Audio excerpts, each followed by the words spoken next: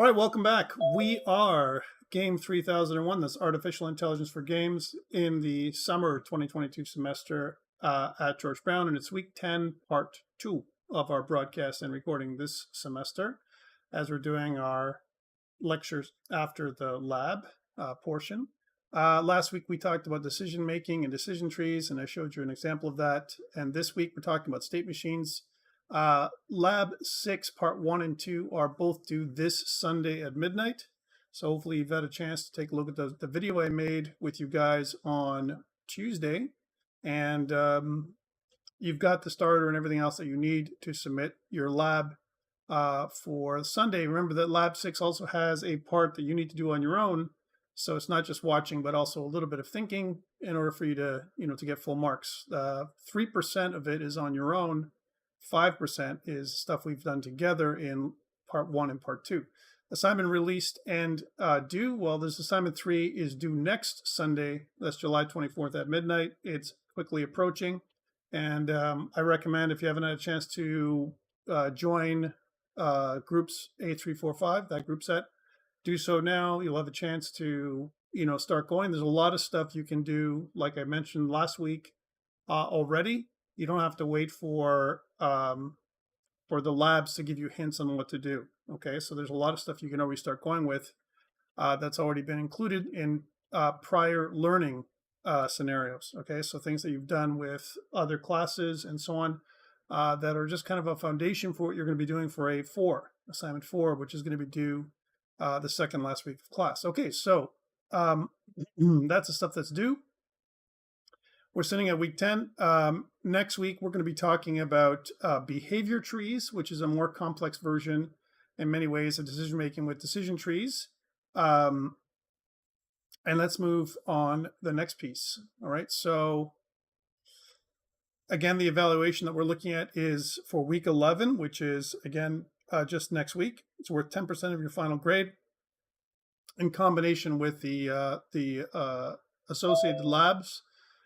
It's pretty heavy duty, so please make sure you complete this one. Okay.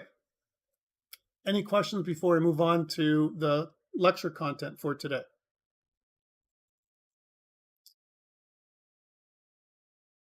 All right, so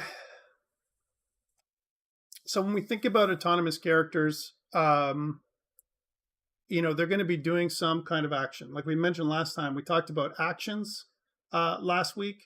And we also talked about some kind of decisions. And there was a way of drilling down some kind of decision options to get to the action that we want to go to. Last week's method that we used was decision trees. And we also mentioned that binary decision trees were the way to go, because this way you have either a true or false case scenario. Okay. Here, we're talking about a different situation where we have almost like a mode or a state, like we were going to talk about, that the player or the autonomous character is going to be in. Okay, so first it might be, as an example, in idle mode, and then there might be an autonomous character, as an example, that switches to attack mode, and attack mode might involve taking cover and firing back at the player. Okay, that's an example. So again, we talked about decision trees, and we can also do some randomization with decision trees so that the AI isn't predictable. And again, predictable AI behavior kicks us out of, kind of immersion, because we kind of look at it and go, well, there's a bad AI. We can overcome this AI. We can predict what it's going to do. And again, we don't want that to happen. An easier technique, as opposed to using decision trees in many ways, is using something called state machines. Okay, so state machines are very easy to implement, similar to decision trees, but state machines don't require a heavy-duty structure. So a decision tree is you have to create a data structure, the actual tree itself. A state machine, yes, you need to make a state machine class, but it's a little bit easier to implement because it's not like there's a lot of pointers and everything else compared to with decision trees. Okay, so it's very, very common, and a lot of times we also call these finite state machines, because you have a finite or limited set of decisions that can come out of state machines. Okay. So state machines talk about both internal and external knowledge. Last week we talked about external knowledge is the knowledge that autonomous characters get from the game world with some kind of sensing suite or system, like they can detect the player or other autonomous characters, AI, with either line of sight or some kind of detection radius or something else that's going to give them information about the game world. Okay. They could also be loaded with information about the game world as if it's part of the narrative, like they know about where the situation where they are, as an example. And internal knowledge is stuff like we talked about before, is more like, am I hurt? Maybe I have some goals that I want to meet as an autonomous character. That's internal knowledge. So external and internal knowledge is what drives decisions for AI. It's what drives decisions for us too, if you think about it. So again, one thing about using a state machine is that the autonomous character or AI only occupies one state at a time. They're in one particular state and they stay in that state until something kicks them out of that state into another state. Okay. So actions and behaviors are associated with each state that we're talking about. As long as the autonomous character remains in that state, it will continue carrying out that same action. This is a good example. For assignment 3 or 4 and 4, there's nowhere that says you need to use a decision tree. You could use a state machine. And the example I gave you guys last week when I showed you Herman's previous student's work for assignment 3, he used state machines instead of decision trees. That just spoke to him a little bit easier, in terms of how he was going to set this up. So that it's in the A3 or A4 document. It doesn't say you need to set up a tree structure. It doesn't say that. You just need to make it so that the same actions are the ones that you need to use. Whether you're using a decision tree or a state machine or a behavior tree or some other kind of AI, it's totally up to you. Okay. So states are connected together by some kind of transition. Okay, so that's a new word for us. Although we know what transitions are, sometimes we have a scene transition, right? Because really, when you think about a scene going from scene 1 to scene 2 to scene 3, each scene is a game state. That's game state, right? It presents the world for that particular scene.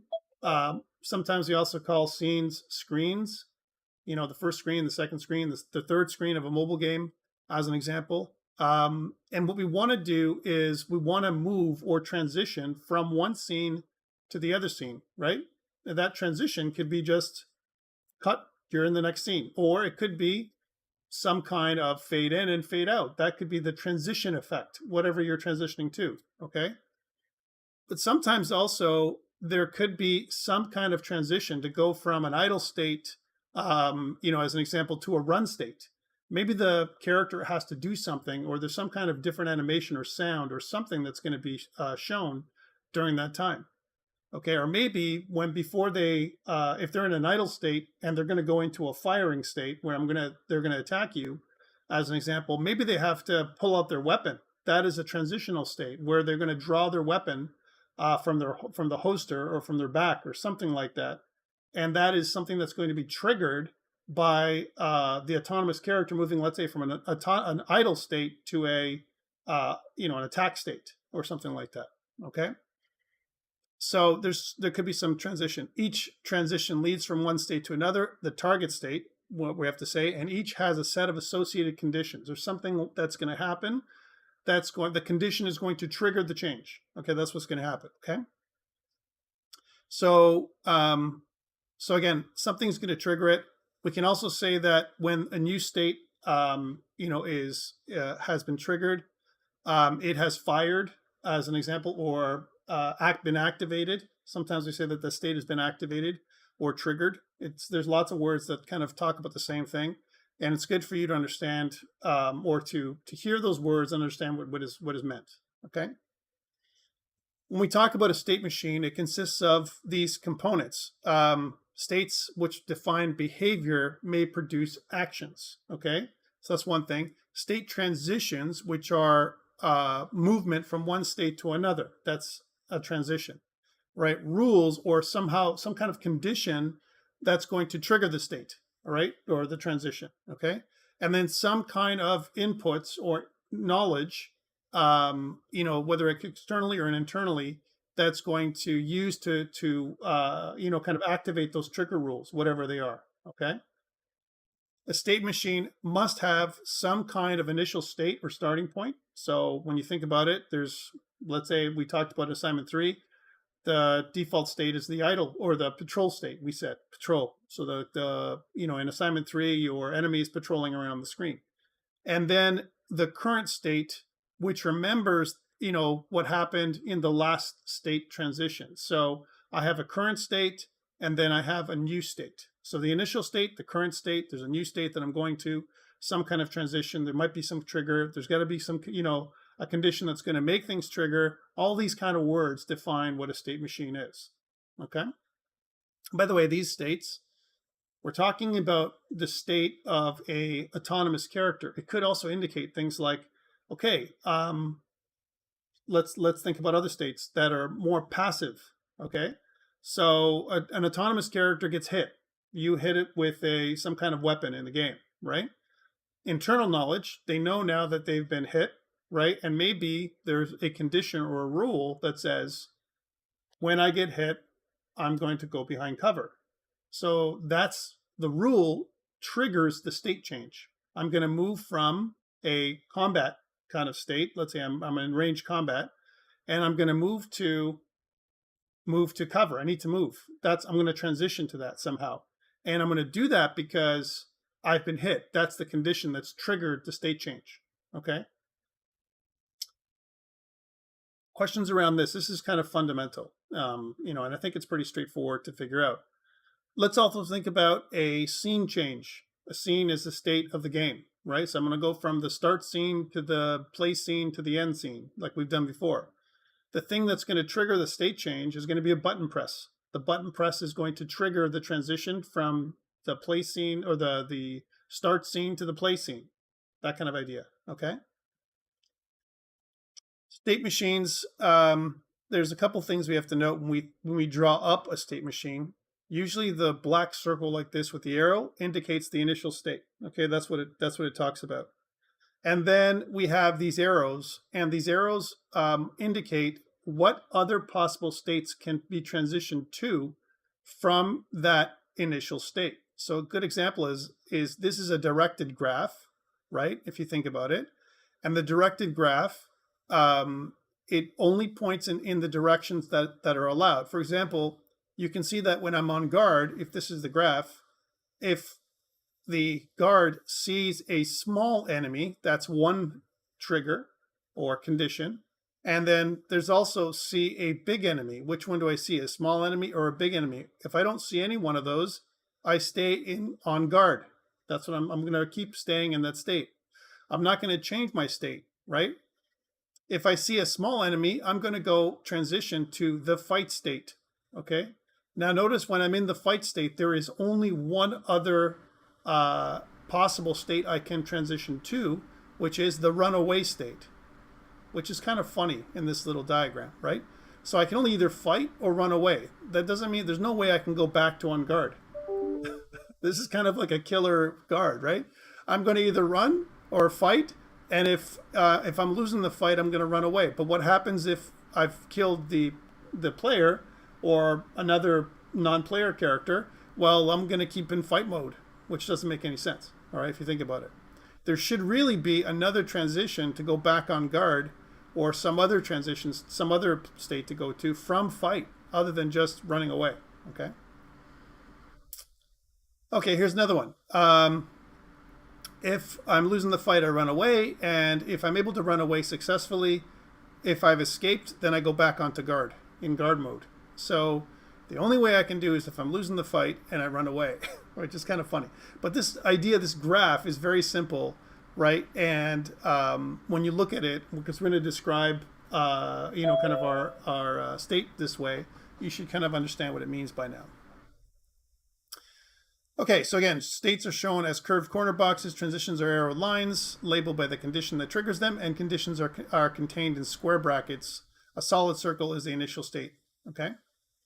So in a decision tree, the same set of decisions is always used, and any action can be reached at any time through the tree, really, if you think about it, because it's going to go back to the initial, kind of the top of the tree every single time. But in a state machine, only transitions from the current state are considered. So like I said, not every action can be reached at any particular time, only the current state and its neighbors. So a good example is, again, I'm in wander mode. Well, if I'm in wander mode, the only place I can go is if the player is near, then I'm going to attack. If the player is out of sight, I keep wandering around. Okay, notice that there is a cycle or a loop here that's possible, right? Okay, player is near, I attack. From attack mode, if the player is attacking back, I can evade, right? If the player is idle and is not attacking back, I keep attacking, right? If I'm in evade mode and my health points are low, then I'm going to find aid, some kind of first aid. If I found aid, I'm going to go back to wandering. And if I see the player, I'm going to go back to attacking. And so you can see that this is like a game loop, if you will, for the AI, right? What happens if I don't find aid? I'm going to keep looking. I'm going to stay in this state until I have no choice but to fight the player. Now, there is no way of going from finding aid to attacking the player. So that's kind of a weird thing. What if the player appears, right? If the player appears, if I didn't find aid, this is a weakness in this diagram, then I'm going to keep looking for aid, because there's nothing in here that says that I can go and attack the player if I'm looking for aid. That's a problem, right? So again, when you think about a state machine, you have to consider all the possibilities from each state. Can I go from evade to attack? Yes. Can I go from evade if my health points are low to find aid? Yes. What if I have a player here? What do? Do I run if I'm low hit points and I haven't found aid yet? Right? That has to be considered. And so that's something that's not here. Okay. So again, we talked about, because there's a finite set of decisions that you can make depending on which state you're in. That's why it's called a finite state machine, right? And a finite state machine in computer science normally refers to an algorithm used for parsing text. So here's an example of an algorithm like that, right? So we have some kind of switch case. You can see this. A lot of times they're written like this, and a hard-coded state machine might be used to do something like this. Well, my game mode is paused. Well, then the player can move as false. The enemies can move as false. The spawn new enemies is false. Time scale goes to 0, so I pause the game. Right? When my game mode is active, then my player can move as true. Enemies can move as true. Spawn on new enemies is true, and time scale is 1, and so on. Okay, so that's kind of the way it works. So it's a switch case statement that is very common. That starts off our state machine. And if you remember, in our SDL engine that we've given you, indeed, we use a switch case to move from one scene to the next scene. Okay, so again, it's very similar, something that you can do here with a finite state machine. All right, so basic state machine structure is kind of really general and allows all kinds of different kinds of implementation, right? So you could make it just like I just showed you, like some kind of switch case. But the problem with that is, and everyone uses different techniques. That's one thing. When you do a little bit of research, when someone's making a finite state machine, they make it very, very different. Everyone does it or implements it in a different way. Some people use classes. Some people hard code it. Some people do it a different way. And that makes it difficult for us to talk about a standard algorithm, if you will, for how to do it. Okay. So let's talk about a couple of ways of doing it. Here's the problem. So we want to make a general system. Okay, not a hard-coded system to make decisions. If I was going to make a hard-coded system just for the game, then I could simply use a switch case, because that's only going to be for this one AI that I could use. But what if I wanted to make that system for any AI? I wanted to use a state machine, and I could define what the state is with a state class as an example, and I can use an object-oriented methodology to do it, right? The state machine will conform to the structure given above and will occupy only one state at a time. All right. So arbitrary state machines means that there could be any transition. It could support different kinds of goals for the autonomous character. It's not hard coded. That's the problem. So here's the algorithm. To achieve this, we use a generic state interface that can be implemented to include any specific code. The state machine keeps track of a set of possible states and records the current state it is in. That's important. Alongside each state, a series of transitions is maintained. So sometimes there is no transition. You just go from one state to the other state, a cut, a hard cut. Sometimes there's things that go on in the transition. The transition is a function typically that is called, and it could indicate things like you're bleeding, take damage. That could be a transition if I'm transitioning from one thing to the other thing, right? Or it could mean some other thing, maybe a decision change, like something that's triggering a Boolean that turns on. A toggle. I've toggled something on when I transition from one thing to the other. An alarm condition is what we call these things. Each transition is, again, a generic interface that can be implemented with appropriate conditions, and it simply reports to the state machine whether it is triggered or not. Is the transition triggered? Yes? Cool. Or moving to the new state, whatever that state is, whether it's immediately or through some other function, a middleware function first. Okay? At each iteration, and again, normally each frame, and this can be bad, right? The state machine's update function is called. Okay, so the state machine itself, because it's kind of like a little class of its own, has its own update function. And this checks to see if any transition from the current state is triggered. So am I moving from one state to the other? Keep checking, keep checking, keep checking every frame. Am I there yet? Am I there yet? Am I there yet? That's what the update function is like, right? The first transition that is triggered is scheduled to fire, right? Or to be active, whatever that is, right? And the method then compiles a list of actions to perform from the currently active state. And there could be only one action. It could be no actions. It really depends. It's very generic, so you can fill this in as you need it to function. If a transition has been triggered, then the transition is fired or active. And this separation from triggering and firing of transition, think about firing. In my mind, firing is like it's active. I've triggered it, and now it's active. The transition's active. I'm in transition. Okay, that's what firing means.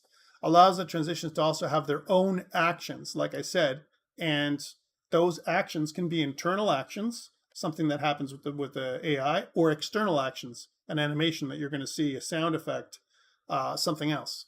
And a lot of times transitions from one state to another involves carrying out some kind of action, and that's important. So here's an example of some pseudocode. I'm just going to zoom in here as an example. Here's an example of a class called state machine. The class has an initial state and a current state that it keeps track of. So that's kind of an internal property of the state machine itself, whatever that state machine is, right? And then I have an update which returns some kind of action array. So that's interesting, right? Again, I probably wouldn't do this if I was coding it to return some kind of action array. It would just take some kind of actions through the update function itself, right? And myself, if I was coding this, I would probably trigger the update function in the game's update function. So every update, this update function is being called for the state machine. And think about the state machine as the AI brain. The AI brain is the thing that we're updating all the time, right?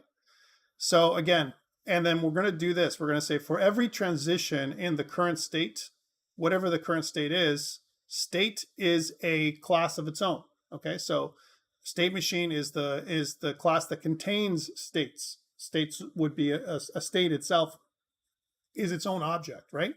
So each state has a set of transitions associated with it, right? So here in this case, it's a for each loop. For every transition, for each transition in the transitions for this particular state, if the transition has been triggered, right? So it's been activated somehow, then triggered, which is the current transition, whatever it is the transition that's been triggered. So that's we keep track of this. If triggered is true, so if something has triggered the transition, then the target state is the new state that is associated with the triggered action, the trigger transition, whatever that new state is. That's the target state. We haven't moved there yet because we're saying we're going to go move over there. We're going to go from an idle state to a combat state. Okay, we're going to go to the combat state.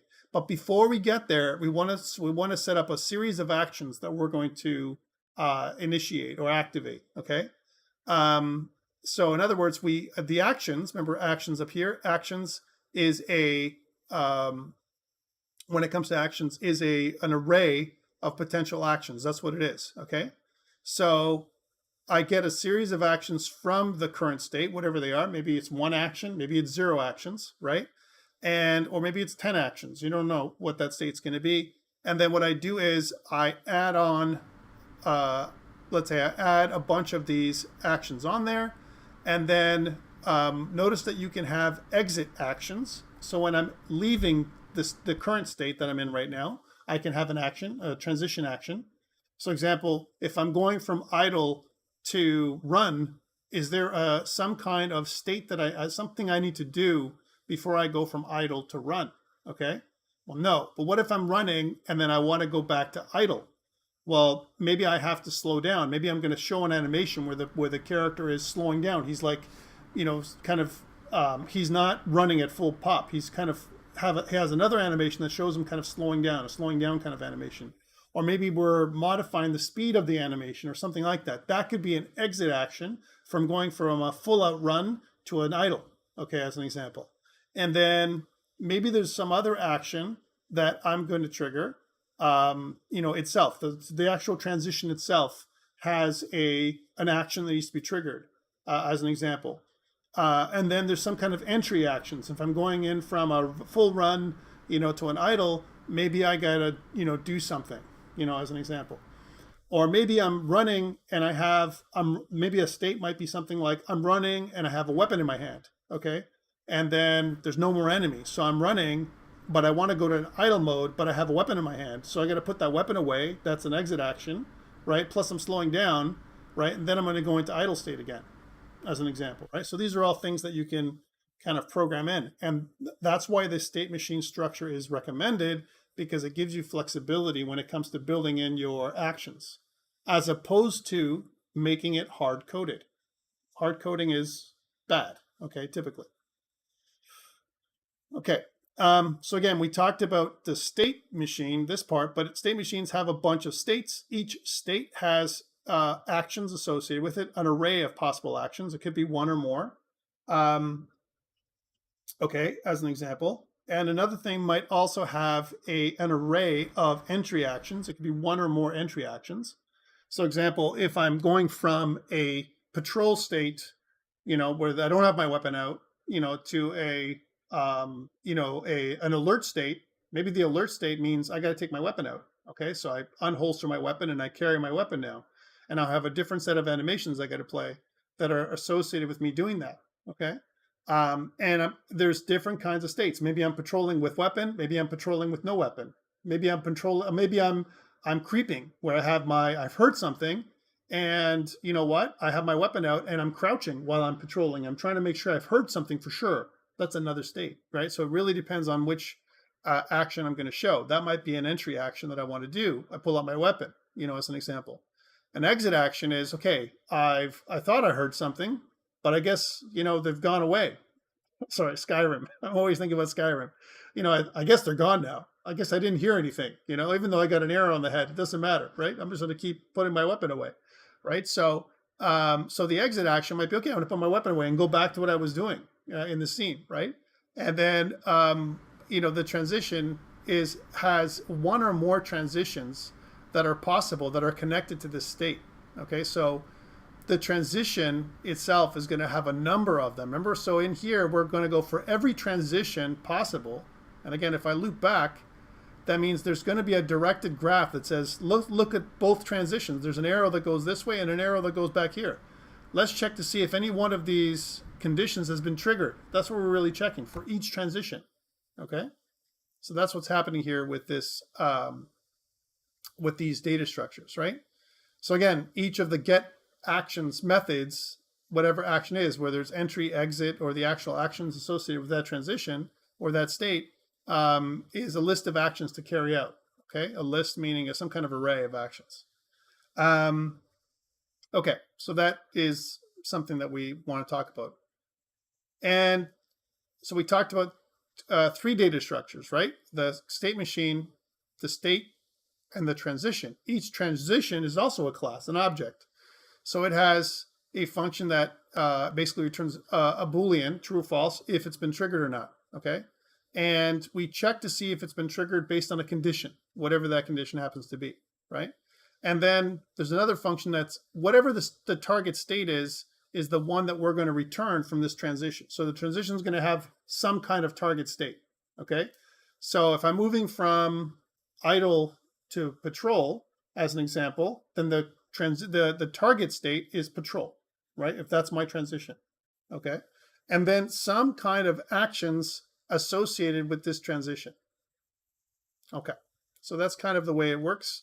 And I wanted to show you this stuff and talk about the data structures. Again, this is just pseudocode. You can apply it to any language, whether it's C++, Python, or whatever.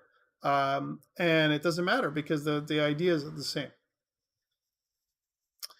So how do we do the transitions? So again, it can simply hold 3 lists of actions as an example, and the list of transitions as data members. That's one way of doing it. In the same way, we can also store the target state and a list of actions in the transition class. We can do that. The isTriggered method is more difficult to generalize. Okay, so that's really kind of either I'm triggered or I'm not, right? I don't mean it that way. Hopefully you didn't take it that way. I meant, is the transition triggered or not? If it's triggered, it's going to be triggered because there's some kind of condition that's been met. Okay, that's triggered the transition. Example, player's been spotted. My transition has been triggered from an idle state to an attack state, or from a patrol state to an attack state. I want to attack the player, or maybe I'm going to challenge the player, or whatever it's going to be, right? That transition is going to be active or fired as soon as I'm in transition, before I get to the new state. There's going to be kind of a state that goes between, or some kind of like transition state, okay? Because state machines are often defined in a data file, right? And this is kind of interesting because we don't have to define state machines in the program, just like we loaded our obstacles in our lab 6. We can also define our states or the whole state machine in a data file. And we can read that data file. And as soon as we read that data file, we can set up the state machine for that particular AI, which is kind of an interesting way of doing it. And the reason why we'd want to do this is because as soon as we set up the data file like that, I can set up a series of data files to basically be very flexible and set up behavior, okay? So again, it's a common requirement to have a set of generic transitions that I want to work from one transition to the other. And so we can set up those transitions in the data file. Again, the state machine can then be constructed from the data file by using appropriate transitions for each state, whatever those transitions are, okay? In the previous section, we talked about decision trees, and we saw that there are some generic testing decisions that are operated on basic data types. Again, we have Boolean types, floating point types that are the conditions that basically trigger the states, right? Or trigger the decisions that are going to be made, right? Similarly, we're going to do the same thing for generic transitions where there's some kind of condition that's going to be triggered. So unlike decision trees, though, state machines don't provide a simple way of combining these tests together, because basically what it is this condition been met or not? If it hasn't, okay, then move on to the next state, potentially. Okay, so that's kind of how it works out. So again, example is if we need to transition on the condition that an enemy is far away, that's the one part, and the health is low, right? Then we need some way of combining triggers together, right? And in keeping with this polymorphic design, because we're thinking about OOP at this point, not some kind of other system, right? We can accomplish this with the addition of another interface, which is the condition interface. And the condition interface is something we can program as opposed to hard coding it again, all right? So conditions. And the condition interface, here's the transition, and each transition could have a particular condition, whatever that condition is. We can instantiate an object of that type, that condition object, and that condition can inform, the transition itself, it's been triggered or not. That's how it works. And the condition really is just some kind of test that's going to return, the basic condition returns true or false.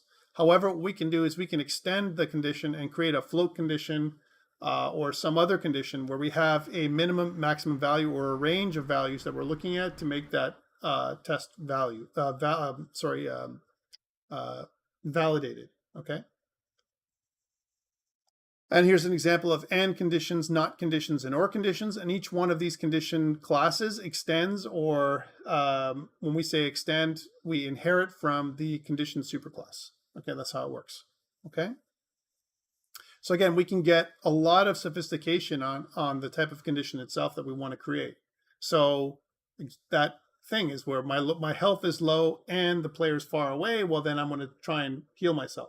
Okay, that's the I'm going to transition from a maybe a patrol or a combat state to a healing state. I want to go and get a healing potion or some kind of a stim pack or something like that.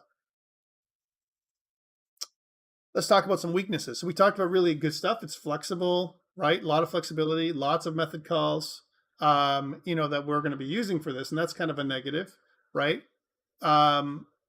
We are talking about it using some kind of OOP, object-oriented programming methodology, which can also slow down the call and confuse the processor, because a lot of times we're making multiple calls.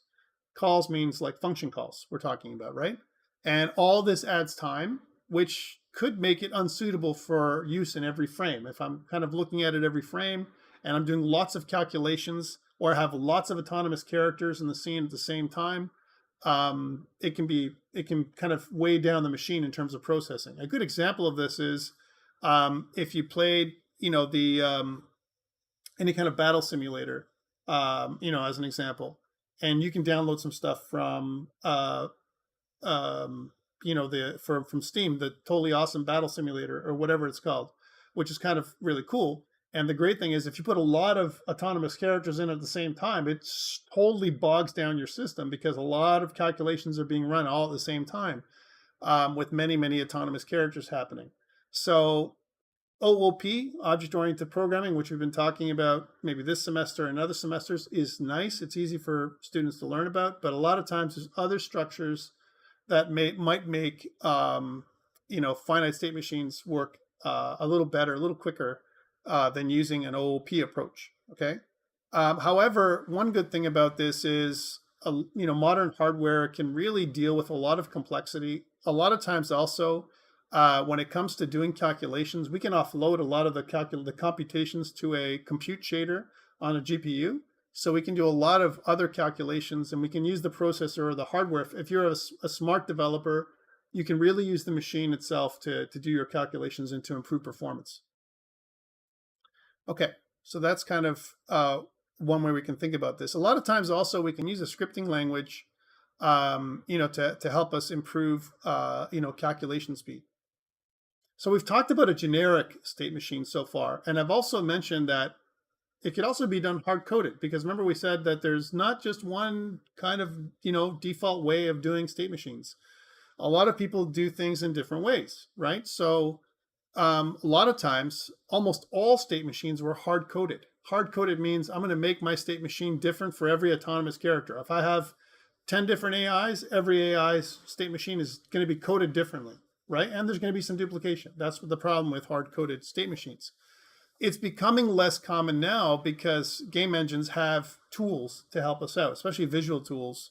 And this is an example of Unreal has a lot of visual tools that can help us, and so does Unity, right? In our little game engine, STL engine, there's no visual tools to help you do anything, right? You have to do everything from scratch.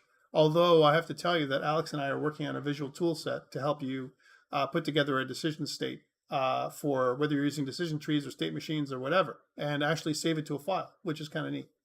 But we're not there yet. So in a hard-coded state machine, the state machine consists of some kind of enumerated value indicating which state is currently occupied.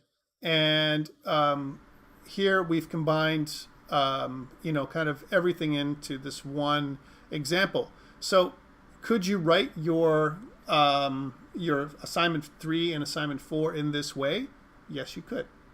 So you have an enum as an example with a bunch of states, a patrol state, a defense state, a sleep state, as an example, right? And this enumeration is what we're using a switch case. We have some kind of switch case, and we switch, instead of using else ifs, we might have a switch case statement that goes through. And then every single time we check to see if we're in one state or another, then if my state, as an example, is equal to patrol, and if I can see the player, that's a condition, right? then we switch my state to defend. Else, if we're in patrol and if I'm tired, that's the second condition, then I'm going to sleep. Maybe tired is something that we can keep track of. Maybe there's an energy level. Maybe it's a robot and the robot has to recharge, as an example. And tired might mean that their energy is low, right? So we can keep in patrol until the energy is low, and then finally we have to go and recharge, sleep, okay? If my state is equal to defend, then if I can't see the player, then stay in patrol, okay? If my state is equal to defend. So keep staying in defend if I can see the player. If I can't see the player anymore, go back to patrol. That's what this state means. If my state is equal to sleep, right? And if I'm not tired anymore, maybe I'm charged up, there's some kind of thing that energy level that increases, then go back to patrol again. And you can see that this is very easy to set up. Okay? Very, very easy to set up. However, one thing that happens is, again, you have the update function that's called each frame as before, and the current state is used to generate the output action. And you have these conditional blocks, this idea, right? But often the state machine simply carries out the actions directly rather than returning details of the action for another piece of code to execute. So there's the transitions aren't really here like we had before. So it makes it a very simple way of doing things. But when you need to have more complexity is where this thing breaks down, this hard-coded finite state machine thing. So again, easy to write, but the problem is that this could be really large, huge to implement, right? Testing can be really difficult as well. So testing to see, well, how come it didn't go into this state? How come this trigger didn't get triggered? Or this condition didn't trigger this action, as an example. It's really, really difficult to write. If you're writing a small game or doing an assignment 3 or an assignment 4, this might be okay to do. But if you're writing something larger, it's not recommended to do a hard-coded state machine. Okay, not at all. All right, so we've talked about so far 2 different types of state machines. A generic state machine, which you can write, okay, which is object-oriented, and a hard-coded state machine, which you can also write, which is something that's easy to write, but it's, again, when it comes to maintenance, maintaining it, and making it more flexible, it's not as flexible as a generic state machine. Positive things about a generic state machine is, it's you can make anything out of it. Negative things, I would say cons about a generic state machine, there's overhead. I got to write all these classes. I got like 3-4 classes. It can be complex to look at, and so on. If another programmer is working alongside with you, it's okay. But if they come into the project and they're looking at this thing and they're like, wait, there's a condition class. Wait, there's a transition class. Wait, there's a finite state machine class. Wait, there's a state class. There's like 4 classes you have to maintain, plus maybe also enumerations to make this thing, work. Positive things about a hard-coded state machine, none of that. You don't need any of that stuff. You just need a bunch of enumerations, potentially, right? And one hard-coded state machine, right? Negative about that is maintaining it is hard, expanding it, changing it, updating it, testing it. Those are all difficult things. It's error-prone and can be full of bugs. It may not work exactly as you like, okay? Let's talk about something else, though, hierarchical state machines. So sometimes, again, state machines are really powerful, but difficult to express some kind of behaviors, okay? Especially if you want a decision to be made based on some other alarm. And the difficulty is this alarm behavior stuff. We actually built some of these alarm behaviors in for you for assignment 3. A good example is, here's an alarm behavior we talked about last week, which is your health, the autonomous character's health is less than 25%. That's an alarm condition, right? The player has been detected. That's an alarm condition, okay? And once those things are triggered, right, they can't be untriggered.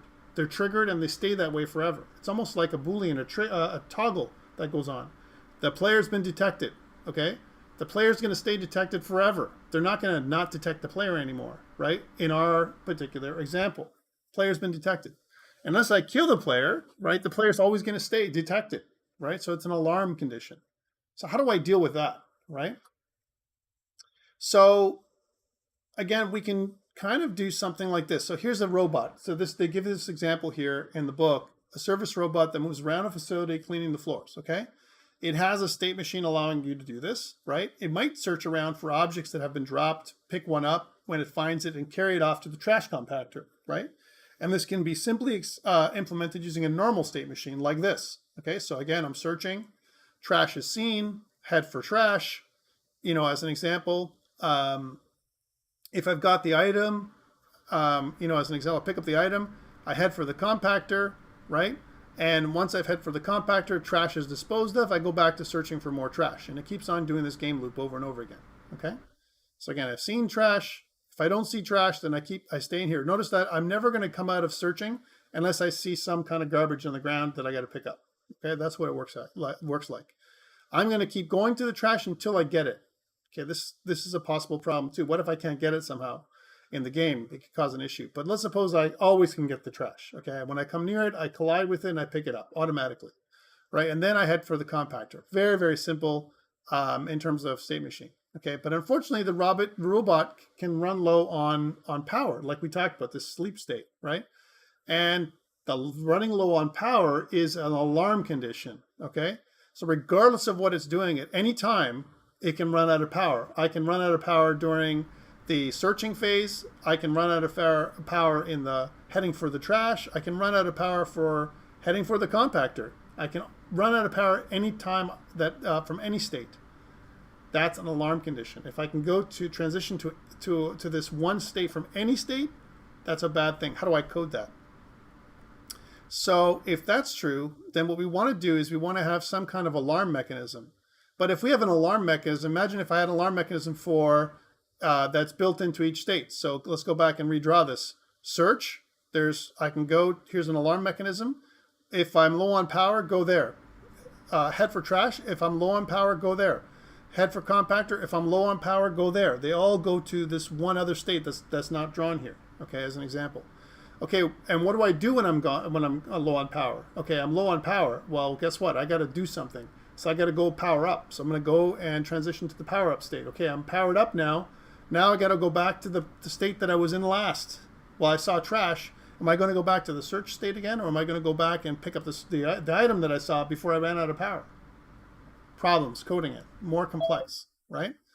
So it could be doubling the number of states potentially. And if you think about this, for 2 levels of alarm, if I had more than one alarm, let's say, for example, if I have a robot that can fight and I have to pick up trash, I might have 2 alarms. I'm low on power. Maybe I'm also taking damage. Those can be different kinds of alarms. And it can increase the number of states to 16 states. So here's an example of how this could duplicate or replicate. I can have this got power head for trash, got power search, got power head for compactor, and it's really ugly if you did it this way, all right? So notice the recharged trigger is going to trigger us to go back to heading for trash. If I'm recharged, I go back to searching. If I recharge, I go back to heading for the compactor, and so on. So lots and lots of states, and I'm really having this thing over and over again. It's duplication of code, really, at the end of the day, right? So a better way to do this is to use some kind of hierarchy. And you have different levels, the top level and a lower level of hierarchy. So we can express this as separate stakes to keep track of the non-alarm state, okay? Let's take a look at what that might look like here. So here is the upper level, the outside level of the hierarchy. So I have, example, the initial state from the outside level, see this little black circle, I'm into cleanup state. That's the higher level state. I'm in cleaning up mode, if you will, right? That's where I start off. Okay, in cleaning up mode, my initial state in this state is search. I'm searching. Okay, cool. And take a look. If I have no power or if I'm low power, I'm going to somehow kick myself out of cleaning up mode from any state that I'm in to get power. Once I'm recharged, I go back to the cleanup state again, where I start off here in the search state or the last state that I was in. So again, hierarchical state machines make the almost like reconfigure our code to make it easier for us to do this. By the way, there's nothing wrong with combining a state machine, I got to say this, with a decision tree. You can do that too. You can combine both methods, which we'll talk about later on. So again, most hierarchical state machines support transitions between levels of hierarchy. This is the important thing. For example, let's expand our robot so that it can do something useful if there are no objects to collect. It makes sense that it will use this opportunity to go on recharge rather than standing around waiting for its battery to go flat. No point doing that, right? So here's an example. I have another arrow here that can also get me to getting power, even if I'm not low, right?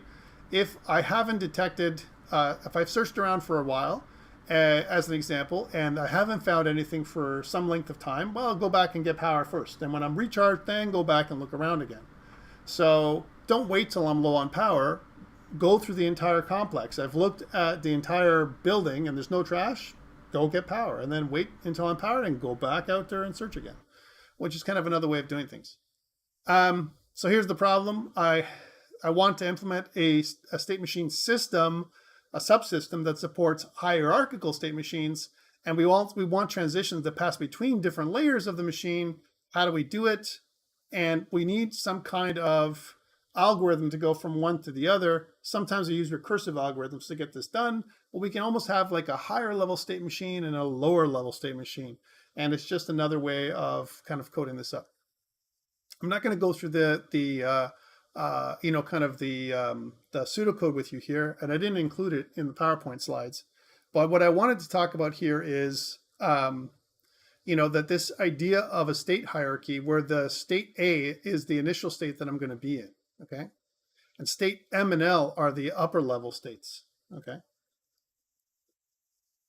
Okay, I'm just going to go back to talk about it. So any questions around hierarchical state machines? Again, I'm not going to talk about this. Here's something that I just talked about, combining state machines and trees. So we had decision trees last week. What if I wanted to make the best of both worlds and combine them? Then I can do the same thing. I can have an alert and I can use the alarm condition instead of using hierarchical state machines, right? And this is kind of what we kind of showed you earlier. Guys, I'm getting interrupted. 1 second, I'll be right back. And then I'll finish off this thing with a couple thoughts before we continue. I'll be right back. Sorry about that.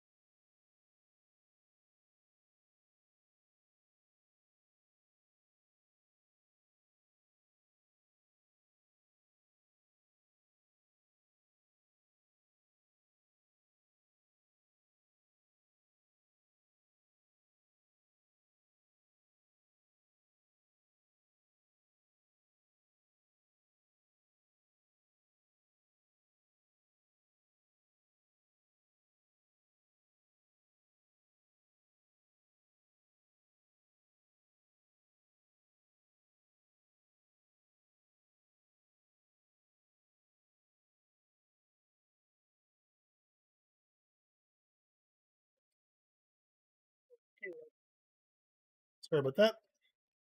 And let's get back to it. Sorry about that, guys. I just got briefly interrupted. So again, what we've been talking about so far is this some kind of alarm condition, right? So where we have an alert, I can see the player, yes or no, right? If yes, then is the player nearby? If yes, then defend or attack. How about if it's no? Can I see the player? No. Then go back to alert state. Okay, keep in the alert state. And these states, raise alarm, defend, and alert, could be state machines of their own. Okay, this is the idea. So if I'm in the defend state, the defend state itself could have substates that it's going to be in. What do I do when I defend? I'm going to attack. I'm going to get into proper position, whatever. Raise the alarm. I'm going to go to the alarm and flip the switch. And when I'm done, I'm going to go back into doing something else, as an example, right? So that's kind of a way of doing it. So here, the state machine without decision tree transitions, it could be like this. So I'm in alert mode as an example. If the player is in sight and the player is far away, then raise the alarm. I can see them, but they're far away. If the player is in sight and the player is close by, then go into attack mode or defend mode. Okay.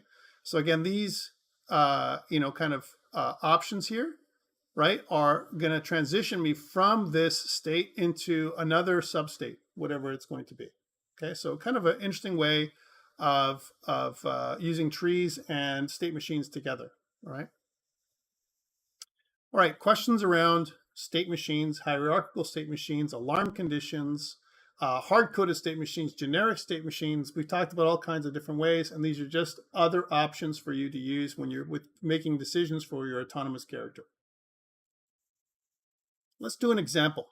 All right. So this is the second part of what I wanted to talk about today. So remember that inside of our assignment, let's go to the assignment and do the example with the state machine. So I'm going to go with assignment 4, just to talk about this thing as well.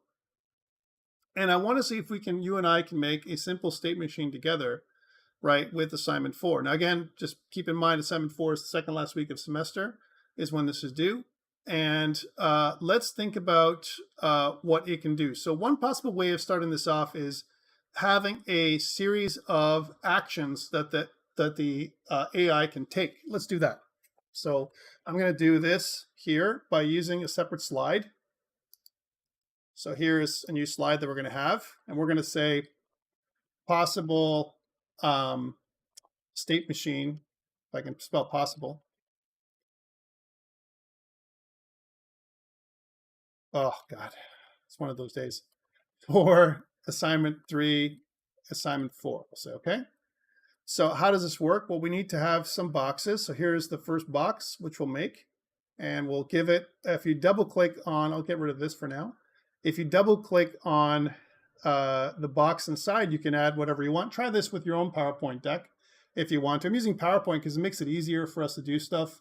And I don't have to, drawing is a little bit more challenging here. So the first one is patrol state. Here's my patrol state, okay? And I can move that box around anywhere I want.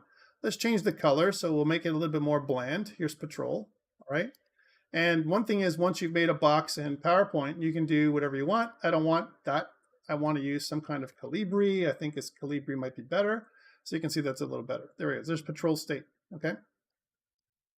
And I'm going to copy paste. I want to make another box for patrol state. The next one is move to player. So let's do that. So move to player. And we'll make the box bigger because that's another action that can be done. Move to player. Okay, and then close combat attack, okay, is a possible thing. Let's do the close combat enemy for now, the CCE, all right, the first type of one. All right, so patrol, we have move to line of sight and move to player. Okay, so move to line of sight. Won't do them all, just to give you an example of here. Move to line of sight. This is the action. Move to player, right?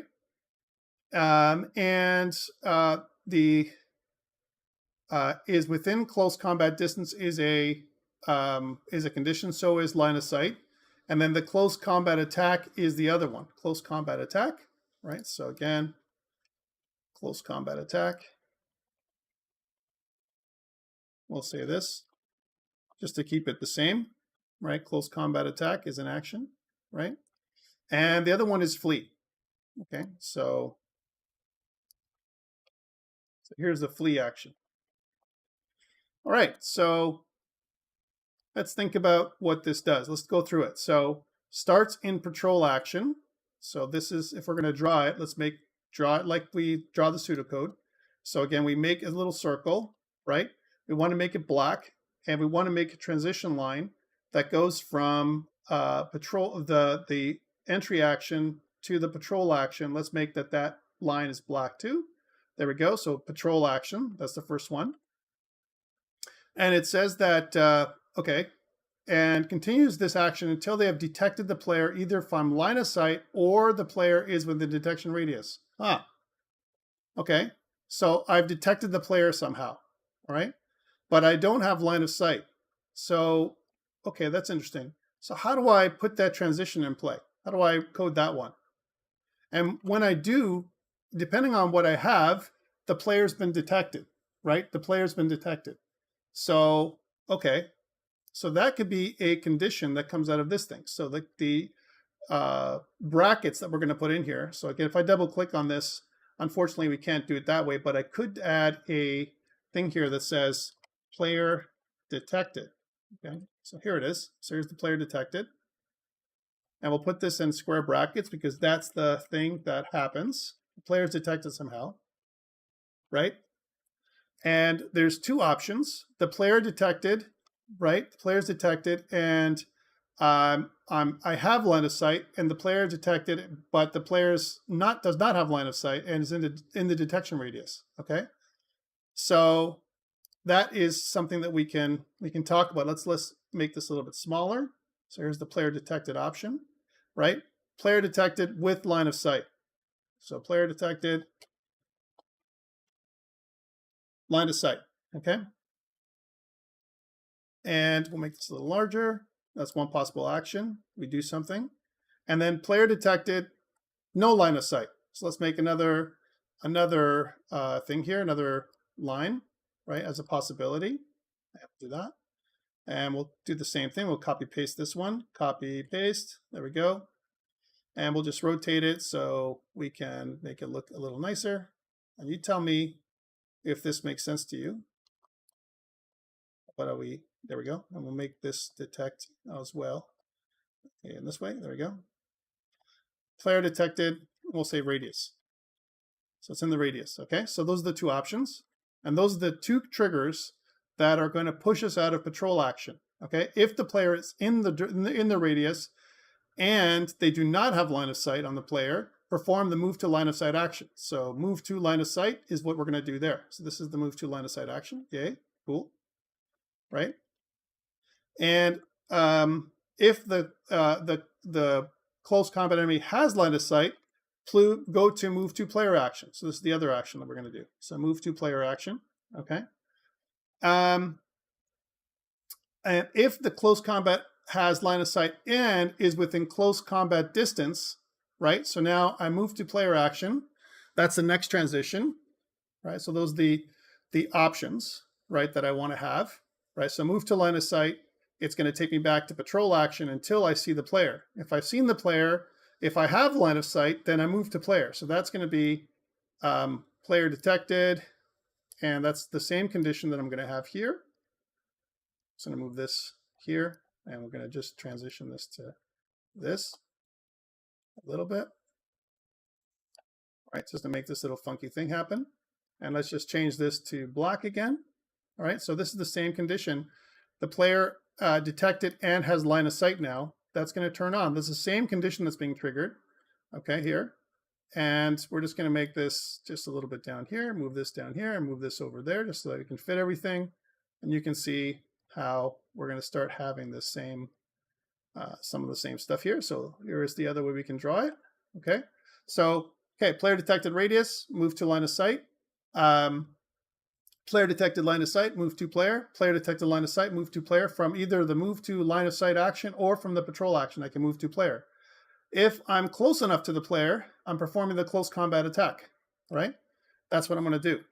That's what I'm asking you guys to do. So if I'm close to the player, perform the close combat attack. right? So we're going to say that the transition for this one is close, right? And we'll just make sure that that is Calibri format as well. Calibri, there we go. And we'll just do one of these. If I'm close enough to the player, then do a close combat attack. Okay, cool.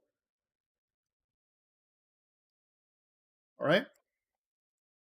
So let's make sure that these are all Calibri 2, just to be copacetic. Right, there we go. All right, so that's all of it. This is all this. So I'm doing a close combat attack. When do I flee, right? Well, I can flee from anywhere. I can flee if I'm in patrol mode. I can flee from move to line of sight. I can move to player. What do I need here? A hierarchical state machine, because this is an alarm condition.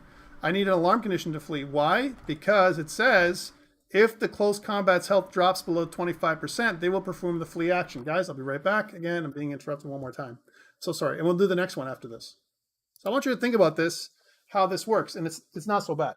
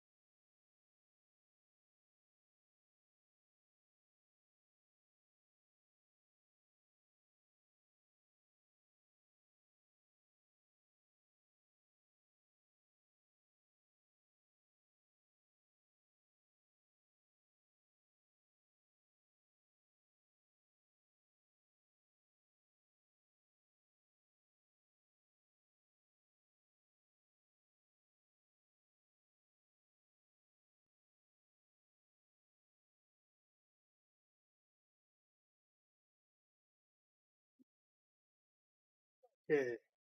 No more. Hopefully, no more. Uh, hopefully, no more interruptions. Okay, so sorry about that, guys.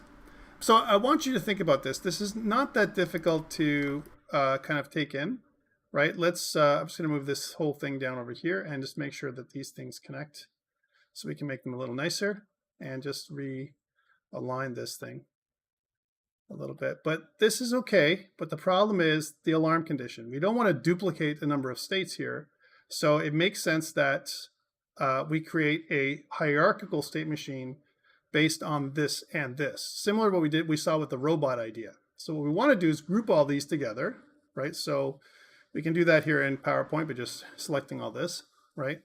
And we can just go here and just go to group. There's group. And now we can see that that is one big group. Yay. And then what I can do is with the group itself, I can format this new shape to have its own line. So let's add in a line, a solid line around the group. There we go, right? And we can decide that the line color is black. There we go. So that's the line color for this entire shape. But I want to kind of make the shape itself another one of these, where I can basically make it so that it is transparent. There we go. And so this is the alarm state that is happening right here, this flee state. Then we can put this anywhere we want. Let's put this over here. So the flee state, the only time we're going to go into flee state from the state machine, right, as an example, is if my health is below 25%. Okay, so again, I'm just going to grab one of these conditions. Actually, I made all of these, this one, this one, this one, and this one. I didn't really want those lines. But I wanted to grab this one here and pull it out over here. So I'm less than 25% is the condition that is going to make this transition from the there we go, from this big hierarchical state all over to the flee state. Okay. So I want you to think about what this means. That means this needs to have a name of its own, and we're going to call this something like alert. We're in kind of alert mode, right, as an example. And when we're alert, we're going to stay alert. We're looking, we're searching for the player. This is the alert state. Let's make sure that it's Calibri, and we'll make it bigger so we can see that that is the super state that we're in right there.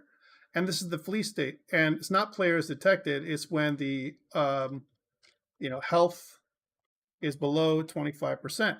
That is something that's going to always be the case, and there is no way back from the flee state. So there's no way to get back here. One thing we also need is some kind of, for drawing this thing, let's grab that.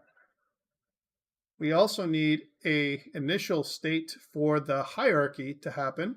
So if I'm going to draw a line to go here, that is the initial state for the hierarchy itself. So the hierarchy, has the initial state, which is an alert, right? As an example, and when I'm in alert state, from any other state, doesn't matter if I'm in patrol and I get hit by the player by a ranged combat attack, or if I move to line of sight action, or move to player, or close combat attack, I can get into the flee action from any of these states because I'm moving from the alert state to the flee state. Does that make sense? Would you plan this differently? Could you draw this a different way? What are your thoughts, guys? I'm trying to help you to understand the requirements for assignment 3 and 4. That's why I'm making these diagrams. Okay. Okay, one more. We'll do one more. So if you have no questions and if you're good to go with this, what about if we're going to draw a finite state machine? We'll just duplicate this slide. And this one is for a possible finite state machine. We'll say FSM for A3 and A4, and we'll say the close combat enemy is the first one we made. And this is a possible FSM, for A3 and A4. This is the ranged combat enemy, right? So the ranged combat enemy. What do we do there? Well, let's take a look at what it says in the document that I gave you. So the document says we're in patrol state like we had before. If the player is in their detection radius and they do not have line of sight, then perform the move to line of sight action. That's the same. If the ranged combat enemy has line of sight, then we do another thing that says move to range action. Okay, so instead of this move to player, we don't do move to player because a ranged combat enemy, we move to range, right? Move to range means we have to kind of gauge our distance. That's what move to range does. Okay. And if the ranged combat enemy has line of sight and is at the appropriate range, then perform the ranged combat attack. So instead of close, this will be in range, whatever that is, that happens to be. Let's make that a little smaller so we can see what that looks like. So is in range, as an example. Then instead of close combat, do the ranged combat attack. Ranged combat attack is what we're going to do with this one. So very similar to the other enemy. The only difference is we're going to stay in range. We're not going to move too close. but these two things are the same. This part is identical to the other thing that we made. Okay, cool. Okay, now this is a new thing. If the ranged combat enemy is hit, if I'm hit, then I want to move to behind cover, right? And then I'm going to wait behind cover, and it doesn't tell me what to do after I wait behind cover. Well, that is an alarm condition, because I can be hit from any place. I can be hit from patrol, move to line of sight, move to range, whatever, right? And that means I can draw another alarm condition out here. So, right, we'll say the alarm is if I've been hit. If I ever get hit at all, that's the alarm that I want to create. So there is this one, okay? And we'll say move behind cover. And we'll just kind of make this a little bit bigger, and we'll space it out a little bit more so we can fit all this insanity around. So this is a block, and so is this. Actually, we'll just take all this, and we'll move this over a little bit. There we go, and move this over. So we're in alert, and we're going to move behind cover, make this a little bigger. If we get hit, move behind cover, right? And it's not health, it's is hit. Is hit, that's kind of a condition. Am I hit or not, right? And if I got hit, right, then I'm going to move behind cover. And then when I move behind cover, I'm going to stay there for a certain amount of time, right, as an example. And then what do I want to do? It says wait behind cover action, right, to perform, right? And then when I move behind cover, if you look at what that means, if I go up here, move behind cover, find the closest node to the player that does not have line of sight, and play the move animation related sound effects. Wait behind cover, the enemy must be behind cover, and the enemy will wait for a random interval and then leave cover. Okay, so that's what has to happen. So I'm going to wait behind cover. So move behind cover, I'm there. And then when I'm at cover, wait behind cover. So that's another thing I can do. Let's disconnect this line here so I can move these up. So a little bit more complex, we'll say. Here's flee. And here's move behind cover, right? But I want you to think about this for a second, please, because this is an issue. All right, this is an issue, the way I've drawn it right now. Okay, here's move behind cover. I'm drawing it out here because I'm not in alert anymore. I'm in behind cover now, right? And I want another transition line. Let's make another transition line that goes to here. You know, kind of behind cover will be the transition, the condition. So copy this one over here. So this will be behind cover. Behind cover is the condition, right? And we'll just do one of these, and we'll put this over here. So if I'm behind cover, then I'm going to wait behind cover for some time, and then go back to the alert state again, right? Except that the player's been detected forever. Player's been detected. That could also be an alarm condition. So you can see how some of this can be quite challenging to put together. So this is definitely a way of thinking, right? And this is wait behind cover. This is it. And then when I'm good, I go back to the last place that I was at, right? As an example, which I go back to this if and only if I've waited a random time interval. So wait random time interval is this one. Okay, so let's just grab this.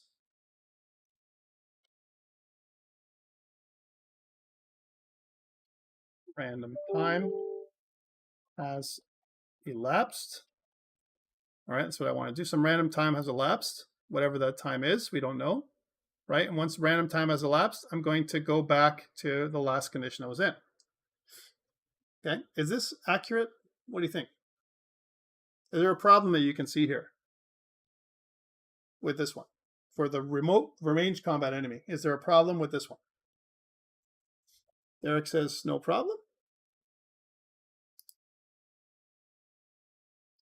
What do you think, Derek? Think about this for a second.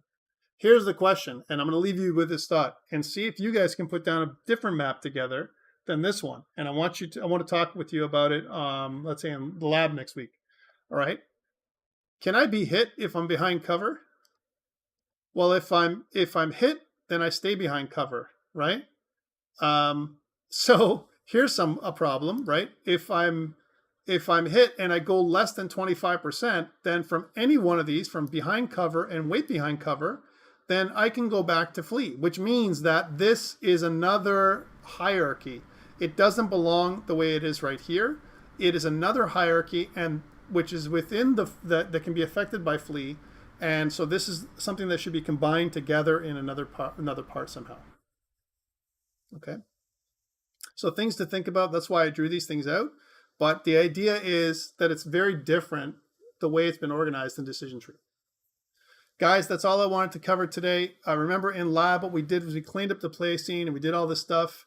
You do have some student tasks to complete for Sunday. If you have any questions, now would be a good time to ask. Otherwise, that's it for me today, guys, and I'll see you guys next Tuesday for Lab 7. Exactly. Right? So that's where the problem is. This doesn't make sense.